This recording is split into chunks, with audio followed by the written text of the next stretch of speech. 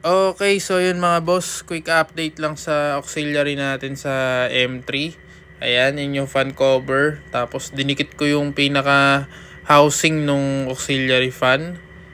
Ayan, tinunaw na plastic lang yan, paikot, para siguradong walang sisingawan yung hangin. No, hindi siya magandang tignan pero kulay itim naman, goods naman. Saka prototype pa lang naman to. Ayan. Tapos sa loob, ganun din yung unang ginawa kong technique para dumikit talaga siya. Tinunaw lang na plastic. Yung mga pinagtabasan ko ng flarings ko yan. Tinunaw ko lang tapos pinatuluan hanggang sa dumikit. Ayan.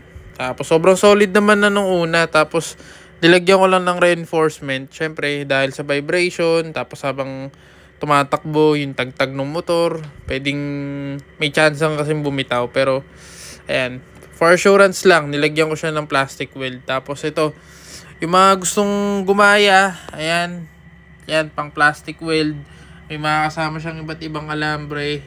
Yan, lalagay ko lang sa yellow basket para sa mga gustong gumawa ng mga gantong project. Laking tulong yan, lalo na sa mga gustong mag-repair ng flarings, walang pambili ng bago, ayan.